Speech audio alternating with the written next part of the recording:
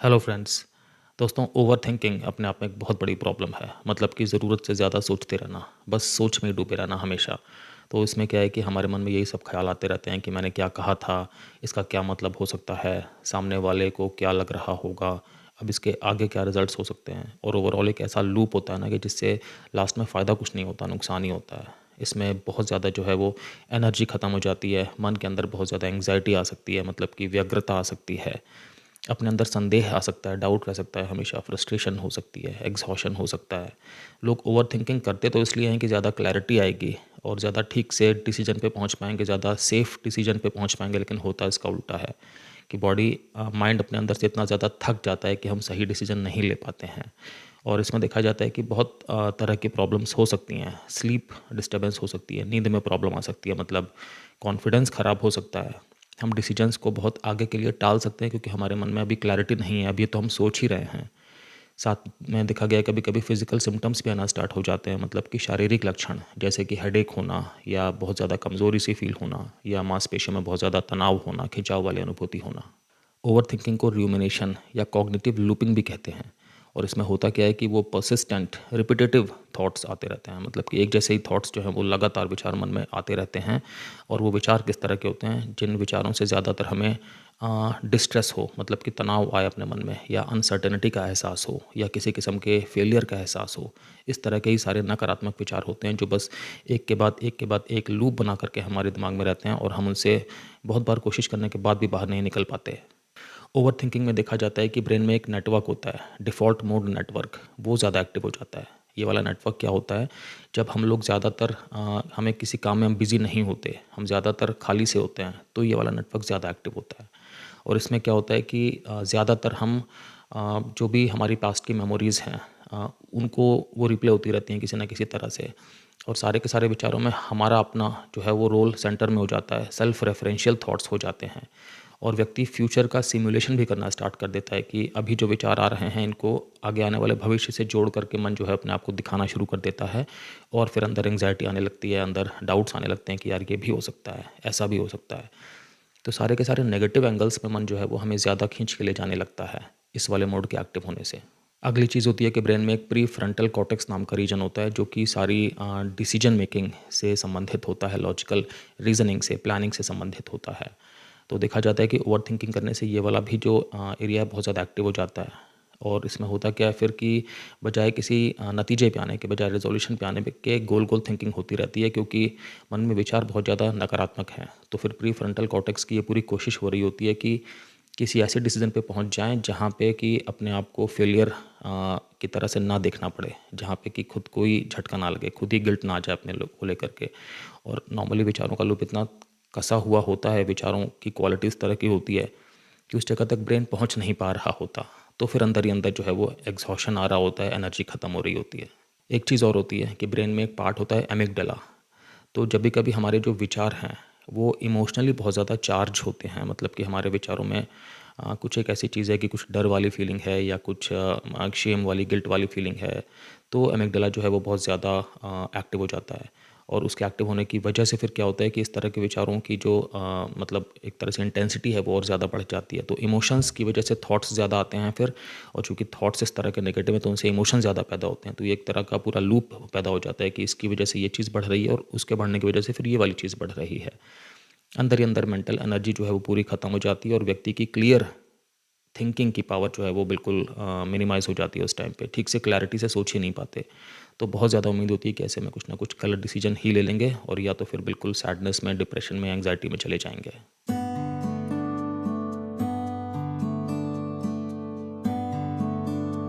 दोस्तों, मैं हूं doctor Kamal Singh, x armed forces medical college, x Fortis hospital, x a lot of corporate hospitals. दोस्तों, मुझे 20 साल से भी ज़्यादा का क्लिनिकल एक्सपीरियंस है और मैंने critical care medicine, internal medicine, emergency medicine और फैमिली मेडिसिन में बहुत सारी प्रैक्टिस की है।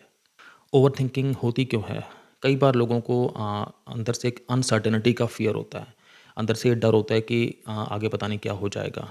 तो उस चक्कर में वो जो आगे हो जाएगा अनदेखा, तो उससे होने वाली निराशा से बचने के लिए, उससे जो एक डर पैदा हो रहा है, उससे बचने के लिए वो लगातार सोचते रहते हैं, अब मैं ये कर सकता हूँ, ये कर सकता हूँ, अगर ये हो गया तो मैं ये करूँगा, मेरा ये वाला स्टेप होगा। तो उस लूप में आ जाते हैं। कई बार लोगों को सेल्फ ट्रस्ट कम होता है। पास्ट में कुछ ऐसा हुआ होता है कि उनके कोई डिसीजंस ठीक नहीं हुए होते, या उनके इंस्टिंक्ट्स ने कुछ ठीक से नहीं काम किया होता, तो जिसकी वजह से वो अपने आप पे इतना भरोसा नहीं करते और उन्हें लगता है कि मैं और सोच लेता हूँ थोड़ा, और सोच लेता हूँ। और इस वाली भावना के तहत ही फिर वो ओवर थिंकिंग के लूप में आ जाते हैं। कई बार ये भी होता है कि हाँ, लाइफ में पहले कुछ एक इस तरह के इवेंट हुए होते हैं कि जिनमें कुछ एक नेगेटिव एक्सपीरियंस हुआ होता है। फिर व्यक्ति की टेंडेंसी हो जाती है कि मैं थोड़ा सा और सोच लेता हूँ, कुछ भी काम करने के पहले, कुछ भी मन में एक मतलब धारणा बनाने के पहले।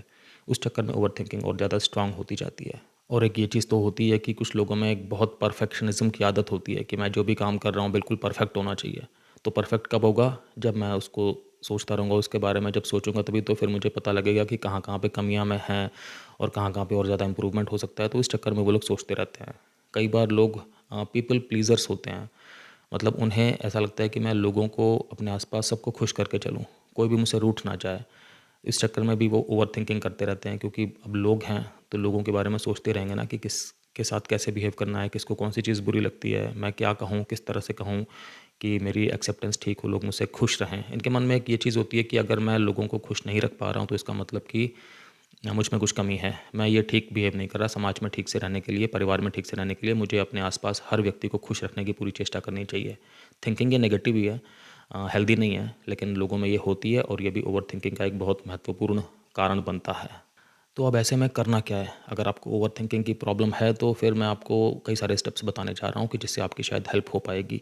पहली चीज़ है कि अपने थिंकिंग की जो टाइम है ना, उसकी लिमिट रखिए। मतलब कि ओवर थिंकिंग के लिए आप अपने आप को एक पर्टिकुलर टाइम ज़ोन दीजिए कि मैं इतनी देर तक ओवर थिंकिंग करूँगा, इससे ज़्यादा टाइम नहीं करूँगा।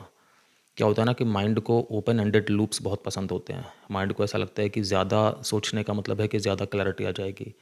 इस चक्कर में माइंड जो है वो ज़्यादा सोचने की तरफ आपको धकेलता रहता है, लेकिन असल में ये चीज़ सही नहीं है, क्योंकि ज़्यादा सोचने से फिर ज़्यादा मेंटल फटीग आती है, थकावट ज़्यादा आती है और एक तरह से हम डिसीजन ठीक से नहीं ले पाते। एनालिसिस पैरालिसिस हो जाता है लगातार एक ही बात को बार बार सोचते रहने से। तो अपने आप को ना एक कुछ वरी टाइम दीजिए, कुछ इस तरह से एक शेड्यूल करिए टाइमिंग को कि जिस टाइम पर आप किसी चीज़ के बारे में सोचेंगे जो चीज़ आपको बहुत ज़्यादा आपके मन में आती रहती है। फॉर एग्जाम्पल, आपने काम में कोई मिस्टेक कर दी थी और आपका ना पूरा पूरा दिन निकल जा रहा है, आप उसी चीज़ के बारे में सोच रहे हैं, तो ऐसा मत करिए। अपने आप को एक फिक्स टाइम दीजिए कि ठीक है, मैं 15 मिनट तक इस चीज़ के बारे में सोचूंगा, उसके बाद मैं इस चीज़ के बारे में नहीं सोचूंगा। अगर मेरे मन में विचार भी आएगा तो मैं उसको हटा दूंगा, क्योंकि मैं सिर्फ उस टाइम लिमिट में ही इस चीज़ के बारे में सोचूंगा। उस टाइम पे आप क्या कर सकते हैं कि जो भी आपके मन में विचार आ रहे हैं, आप उन्हें लिखना भी स्टार्ट कर दीजिए।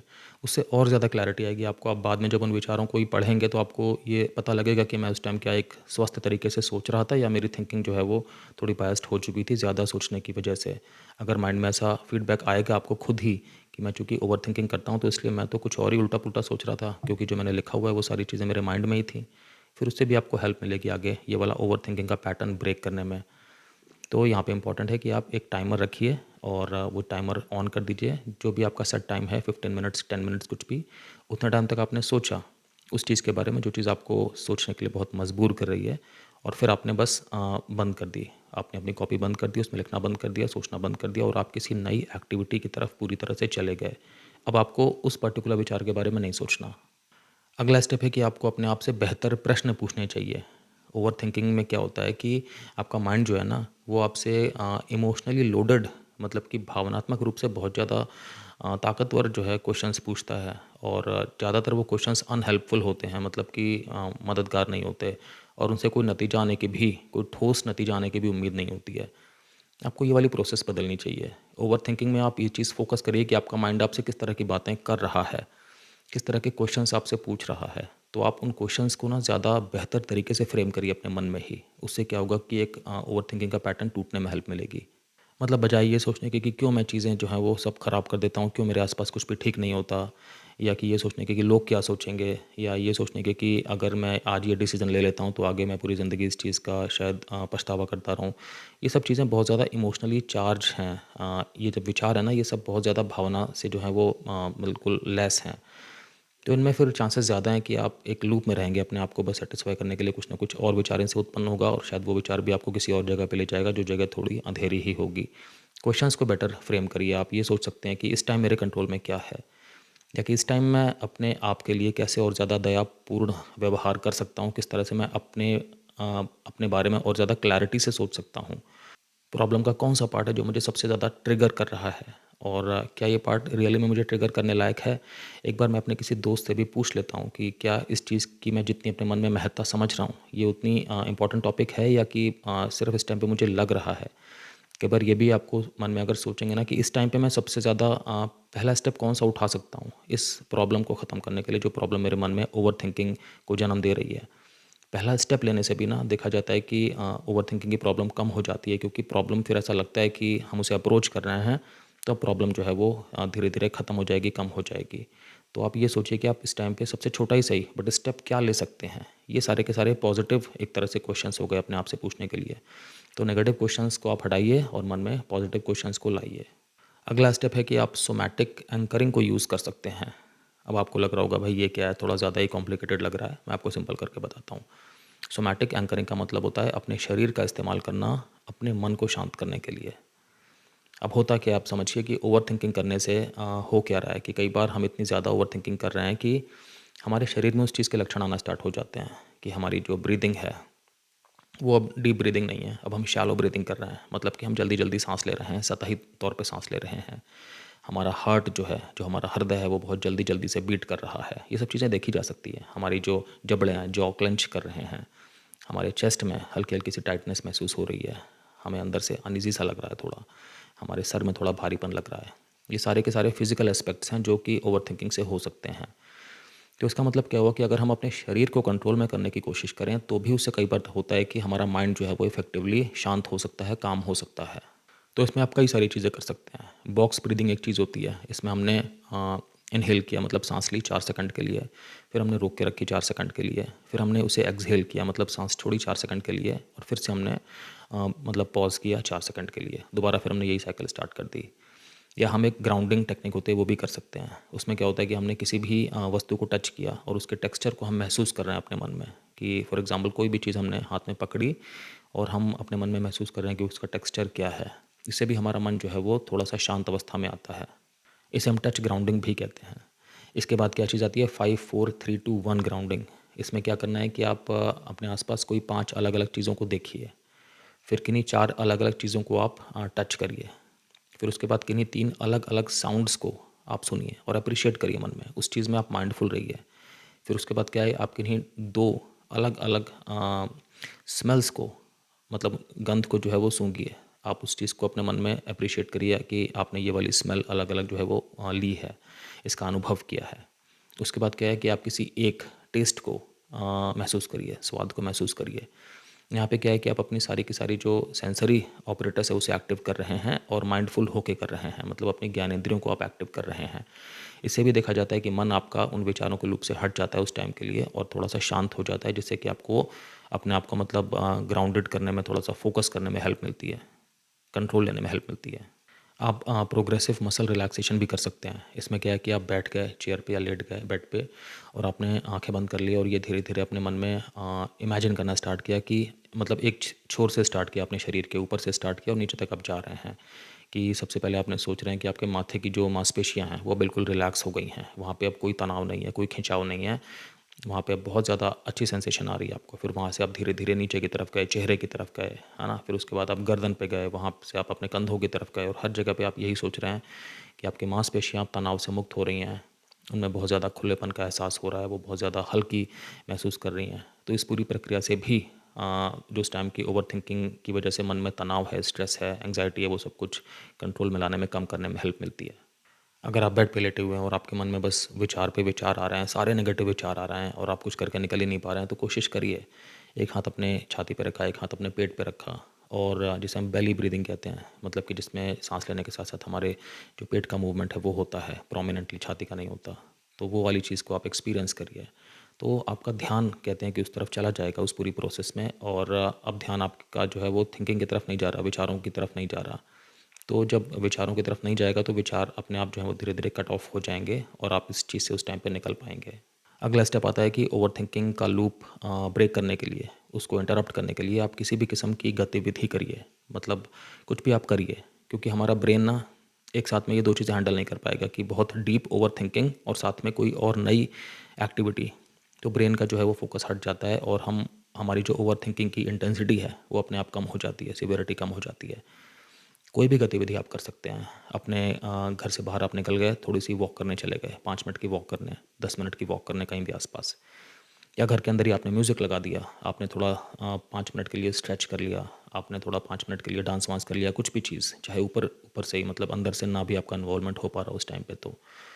या आप अपने वॉश बेसिन पे गए और आपने अपने चेहरे पे थोड़ा-सा पानी डाला, पानी के छींटे डाले आपने। या आप अपने गार्डन में चले गए, आपने थोड़ी-सी वहाँ पे गार्डनिंग कर ली। या आपने ऐसा किया कि आप इस कमरे से उठ के दूसरे कमरे में चले गए, जहाँ पे आप थोड़ा कम जाते हैं, और वहाँ पे आपने कुछ चीज़ें जो हैं वो थोड़ा-सा अस्त-व्यस्त थी, आपने सब कुछ नॉर्मल ऑर्गेनाइज़ करना स्टार्ट कर दिया। या आप किसी प्राकृतिक जगह पे चले गए, किसी पार्क में जाकर के बैठ गए, तो पूरा माहौल ही बदल गया। माहौल बदलना मतलब यहाँ पे इम्पॉर्टेंट है। आपने अपने किसी दोस्त को बुला लिया, उसके आने की वजह से क्या हो गया कि आप लोग अब अलग बातचीत कर रहे हैं, तो आपका ध्यान ओवरथिंकिंग वाली प्रॉब्लम से हट करके इस नए वाले सेटअप में आ गया। तो आपको मतलब ओवरथिंकिंग के पैटर्न को ब्रेक करने के लिए कि अपने आप को किसी भी नई पोजीशन में डालना पड़ेगा, मेंटली और फिज़िकली। अगला स्टेप आता है कि अपने विचारों को, थॉट्स को आप एक्सटर्नलाइज़ करिए। क्या होता है कि जब तक विचारों को हमने मतलब कोई बाउंड्री नहीं दी होती, तब तक तो वो बस एक लूप में रहते हैं, मतलब उड़ते रहते हैं कहीं से भी कहीं। लिखने से क्या होता है विचारों को, कि विचारों को एक बाउंड्री मिल जाती है, एक फॉर्म मिल जाती है, एक तरह से एक कंटेनर मिल जाता है विचारों को। तो अब वो अंतहीन अपनी मतलब नहीं उड़ सकते। ठीक है। इसका मतलब क्या हुआ? इसका मतलब ये है कि आप अपने विचारों को लिखिए। थॉट डंपिंग एक चीज़ होती है। उसमें आपने क्या किया कि एक नोटबुक खोली, और आपके मन में जो भी विचार आ रहे हैं, जो आपके ओवरथिंकिंग वाले विचार हैं, आपने सब कुछ लिखना स्टार्ट कर दिया, बिना अपने आप को रोके, बिना अपने आप को जज किए, बिना उसमें कोई भी एडिटिंग किए। जो भी आपके मन में आ रहा है, आप उसे लगातार बार-बार पूरी तरह से लिखते जा रहे हैं। इससे बहुत हेल्प मिलती है। जब आप लिखेंगे ना, तो आपका माइंड अपने आप जो है विचारों पे थोड़ा संतुलन लगाएगा, और ओवरथिंकिंग की प्रोसेस अपने आप थोड़ी कंट्रोल में आएगी। इसका एक और तरीका होता है जिसे हम कहते हैं टू कॉलम जर्नलिंग। इसमें क्या हो गया कि एक नोटबुक में लिखना है, बट 2 कॉलम बनाने हैं। एक कॉलम में तो आपको लिखना है कि जो भी आपके मन में विचार आ रहे हैं लगातार, आप उनको लिखिए। और आपको दूसरे कॉलम में क्या लिखना है कि पहले विचार के लिए जो रिस्पॉन्स होनी चाहिए, आपके समझिए किसी बहुत कोई आपका बहुत बुद्धिमान मित्र है, जो आपके लिए बहुत ज़्यादा भावनाएँ भी रखता है, अच्छी भावनाएँ। तो वो जो मित्र है, वो आपको इस विचार को देख के क्या रिस्पॉन्स देगा, वो वाले रिस्पॉन्स को भी लिखिए। एक तरफ आप अपना बिल्कुल अनफ़िल्टर्ड विचार लिख रहे हैं, और दूसरी तरफ अपने मित्र की एडवाइस लिख रहे हैं उस विचार को लेकर के। ये वाली भी जो प्रोसेस है, ये बहुत ज़्यादा हेल्पफुल हो सकती है ओवरथिंकिंग के पैटर्न को तोड़ने के लिए। आप एक बार इसे भी ट्राई कर सकते हैं। अगला स्टेप है कि आप कॉग्निटिव डिफ्यूज़न भी प्रैक्टिस कर सकते हैं। ये भी थोड़ा-सा साइंटिफिक लग रहा है, मैं बताता हूँ। इसका मतलब ये है कि आप थॉट्स को ना, जो विचार हैं ना मतलब आपके, उन्हें आप एक तरह से मेंटल इवेंट समझिए। ये मत समझिए कि वो फैक्ट है कोई। वो कोई फैक्ट नहीं है, वो सिर्फ़ एक आपके मन में ना एक गतिविधि चल रही है बस। तो मतलब अपना अस्तित्व जो है, जो आप खुद हैं, उस चीज़ को पूरी तरह से आइडेंटिफ़ाई मत करिए अपने थॉट के साथ में कि जो आपका विचार आपको बता रहा है वो चीज़ सत्य है, और वो चीज़ आपके बारे में बिल्कुल पूरी तरह से लागू है। ये वाला जो संबंध है, ये मत बनने दीजिए, अपने आप को उस संबंध से हटाइए।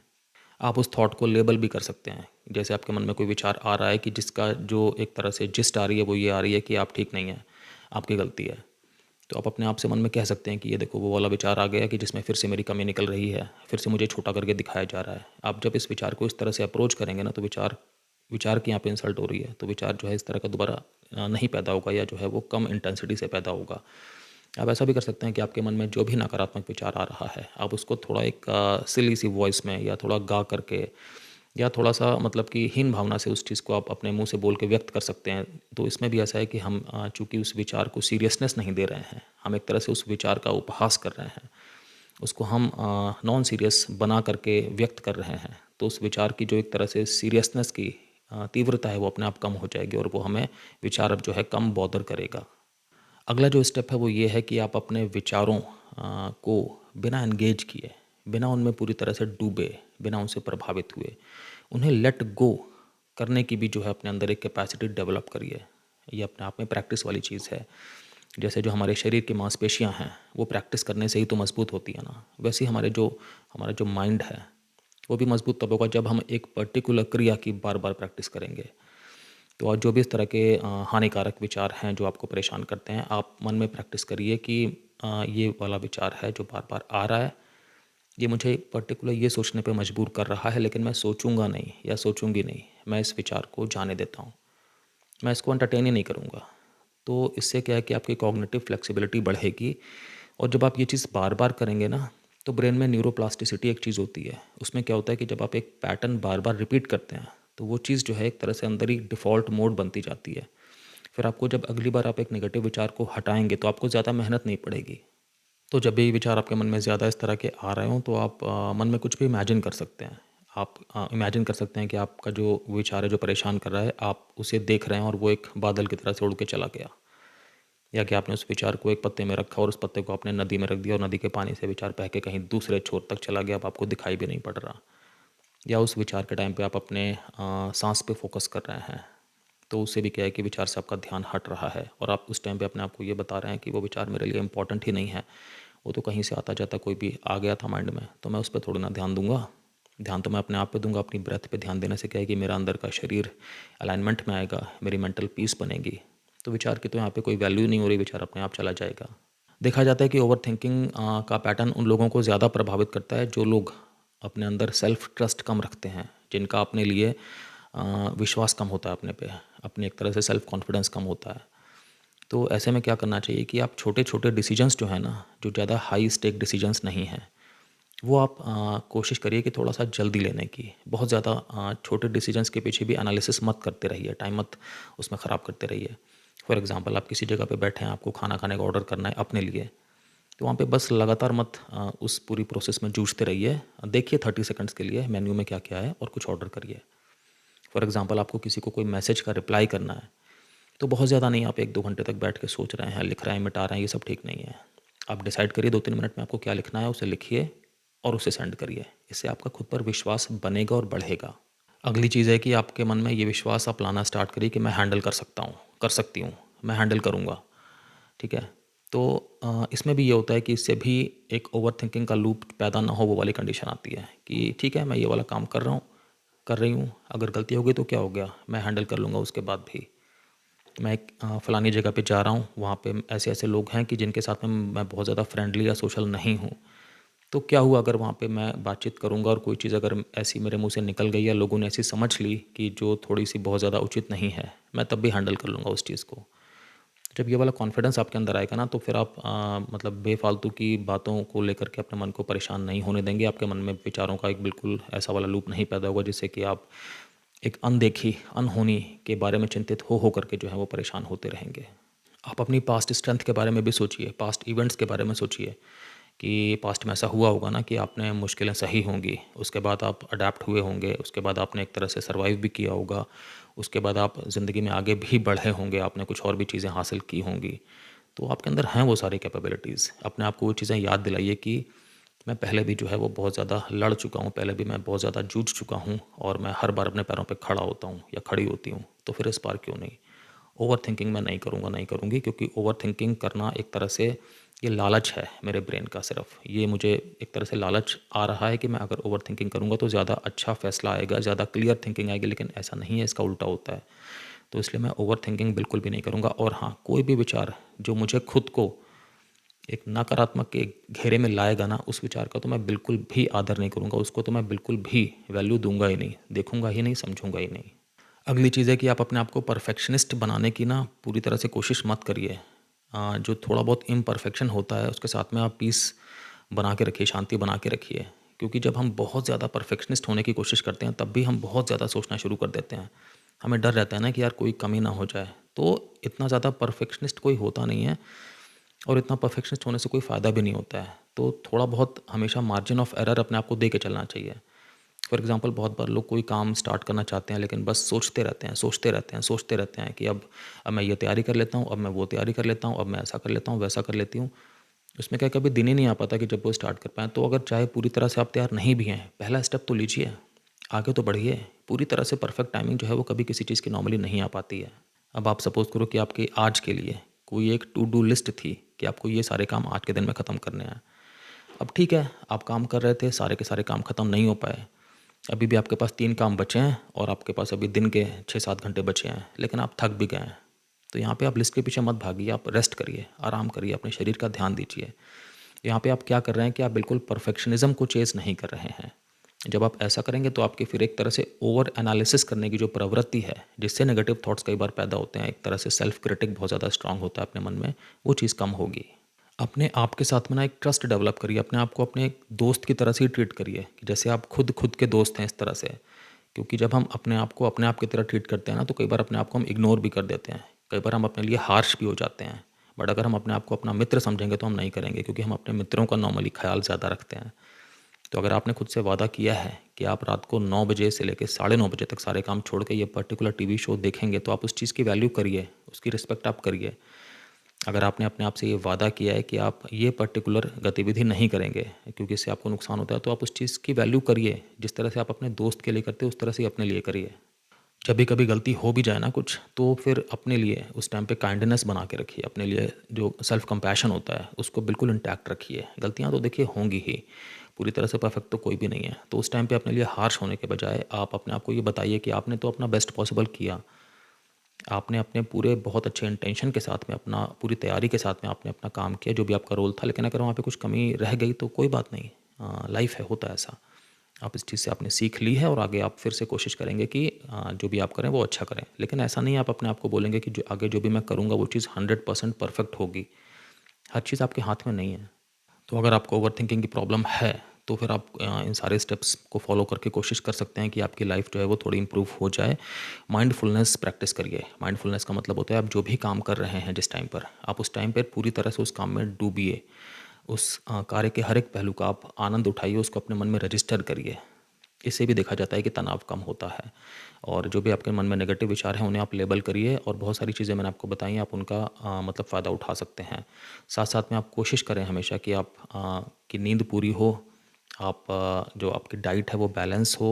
साथ साथ में आपकी फ़िज़िकल एक्टिविटी हमेशा होनी चाहिए कि आपका जो भी एक्सरसाइज वगैरह का शेड्यूल है, आपकी एज के हिसाब से, आपकी हेल्थ के हिसाब से आप जितनी भी फ़िज़िकल एक्टिविटी कर सकते हैं वो आप ज़रूर करें।